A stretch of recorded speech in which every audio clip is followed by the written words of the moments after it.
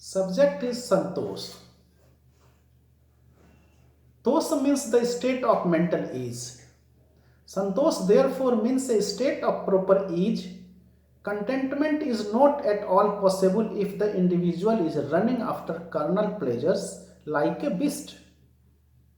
As a result of extroversial analysis, the objects of enjoyments go on increasing both in number and abstraction, and that is why one's mental flow never gets any rest. Under such circumstances, how can one attain perfect peace of mind? Achieving the desired objects may give one pleasure for an hour or so, but that will not last long. The mind will again run in pursuit of new objects, leaving behind the objects already tested. The long cherished objects will lose their importance. This is the rule, this is the law of nature. Human desire knows no end. Millionaires want to become multimillionaires because they are not satisfied with their million. Ask the millionaires if they are happy with their money. They will say, "Where is the money? I am somehow pulling on." This answer indicates their ignorance of aparigraha. But such feelings have another adverse effect on body and mind. Out of excessive fondness for physical and mental pleasures, people become mad to earn money and amass wealth. As money becomes the be all and end all of life, the mind gets crudified. Constant hankering after money results in negligence of one's health, and this makes the body unfit.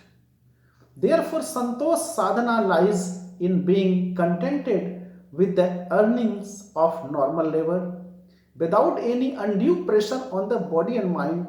To remain contented, one has to make a special type of mental effort to keep aloof from external allurements. You are aware that there are two effective methods to detach the mind from tendencies. One is autosuggestions and the other outer suggestion.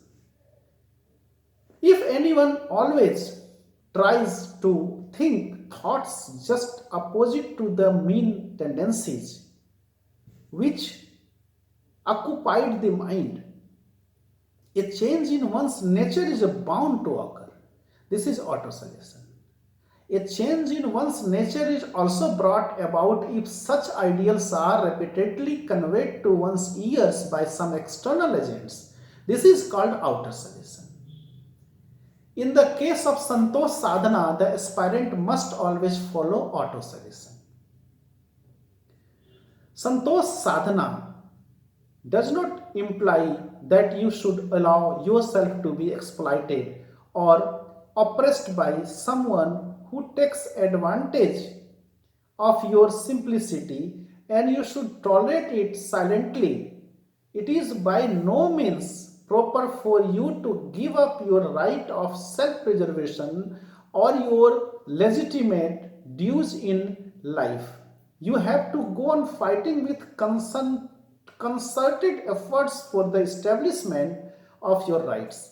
But you must never violate the principle of Santosh by wasting your physical and mental energy under the sway of excessive greed. Now tapa. Tapa means to practice penance to reach the goal.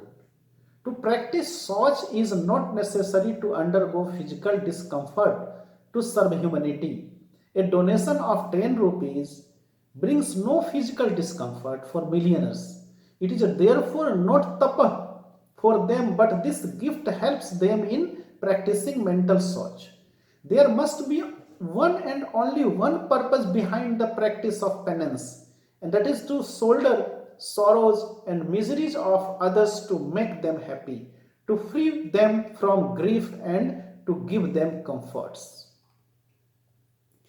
Just like such sadhana, in the practice of tapa, There must not be even the least bit of commercial mentality. Sudrochit Seva or physical service in almost all cases relates to tapa. Therefore, those who are afraid of physical labor or hate the Sudra laborer can never become a tapas. If you serve sick people who are in great pain for hours together to give them needed relief, this is tapa. But if you serve them with the selfish motive of securing their assistance in your bad days, the entire effort of tapa is lost in a moment. Tapa sadhana is therefore to be above selfishness. As a rule, practice of tapa will lead to mental dilation, and this dilation will certainly help a sadhaka to a larger extent in practicing Ishwar Pranidhana. The sadhakas of tapa know that the serves is Brahma, their cherished goal. They are servants, and the service rendered by them is their sadhana. The very purpose of tapasya of those who ready themselves to render service to the served only after consideration of their caste, creed, religion, or nationality is defeated, because it is not possible for them to serve with due sincerity with such a lack of large-heartedness. Those who look upon the served only as an expression of the cosmos and look after their comfort selflessly develop devotion or love for the Supreme in a short time. When love is aroused and devotion sentiment is expressed, what else remains to be achieved? What place does knowledge or reasoning occupy in tapa sadhana? This is a very important question. Truly speaking, far greater knowledge is required to render service pertaining to tapa than to render service pertaining to Soj. Tapa devoid of knowledge is bound to be misused. The opportunities will misuse your energy by extracting work from you to serve their selfish ends. And at the same time, this will deprive the real sufferers of their due services from you. A rich miser approaches you with a tale of woe and entreats you to give him relief, being moved with pity. If you do what is needed to relieve him of his suffering, the very purpose of tapa will be defeated, as it is without any knowledge or reasoning. The end result of your service will be that the rich man whom you have served will become more miserly and more selfish, and will in the future try to deceive a greater way people who dedicate themselves to the service of humanity. Secondly, as you will to some extent know his inner motive, you will become mentally depressed and you will also develop a hostile attitude towards him. Therefore, while following the principle of tapa, you should ascertain fully well whether the person you are going to serve really needs your service. Only then should you engage yourself in service. In practicing tapa, you should always give consideration to those who are inferior to you and not to those who are superior. Your responsibility is greater for those who are weaker, poorer, less educated, more ignorant and downtrodden in comparison with you. Your responsibility is very little for those who are above your level, who are better off and more powerful than you. Therefore, you will have to ascertain with discrimination where your responsibility lies and to what extent. Otherwise, all your time, energy and labor employed is in tapa will be in vain. The banquet, the rich, is of no use. Give food to the starving. There is no need to send presents to your superiors. Send medicine and food to the sick. Don't waste your time in flattering the rich. It will yield no result. Conquer the hearts of the underprivileged by your sympathetic behavior and accept them in your society. You cannot attain Brahma by tapa if it is a divide of discrimination, because in such cases you do not make the proper use of objects. Of course, it is better to do something than nothing, and with this end in view, tapa, even without discrimination, has some value. It has some psychological benefit. Buddha said, win the miser by charity, win the liar by speaking the truth. You can definitely influence a miser by your charity, and there is nothing bad in this, but it is not what is understood by the term tapa. There is another peculiarity in tapa. When the activities of human beings are not guided by discrimination, they are guided by instinct. Tapa with discrimination changes the course of action and leads people towards emancipation. Of course, devotion also gives rise to discrimination, but such devotion cannot be aroused in those who have not experienced cosmic bliss. Now, Swadhyaya. Swadhyaya means the clear understanding of any spiritual subject. In ancient days, students carried on their day-to-day Swadhyaya in the hermitage of the rishis. But the circumstances have changed and the term Swadhyaya has also lost its meaning with passage of time.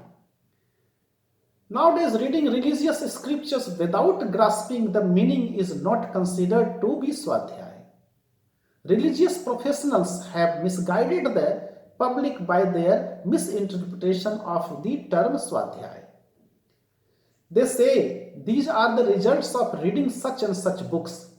It matters little whether you understand the meaning or not. If you cannot find time to read books, simply touch your head with them thrice, or if you have no time to hear religious sermons, offer fruits or sweets to the deity. This will yield the same result.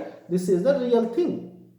Swadhyaya means not only to read or hear a subject, but also to understand its significance, the underlying idea. Acceptance of the outward or crude meaning has only led to the corruption of Vaishnava and Shakta sadhana, and this ultimately greatly distorted people's religious belief. For example, one aspect of Tantra sadhana is called Mansa sadhana. What is the Mansa sadhana? Ma sabdat rasana jinete jine jnana tadas tadmasan rasana preya yastad bakshayanityam sa eva mansa sadhaka. Ma means tongue and mans means action of the tongue. That is a vocal expression. The sadhaka who takes mans, vocal expression, every day, that is who practices control over speech, is a mans sadhaka. How beautiful the meaning is, but the so-called interpreters who are dominated by their material desires never hesitate to slaughter innocent goats at the altar of the deities in the name of mans, meat sadhana.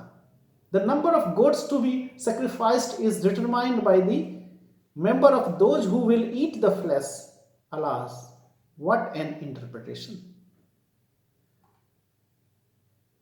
To understand the underlying meaning of what is laid down in scriptures, the idea is to be grasped first. Otherwise, the proper spirit will never be realized.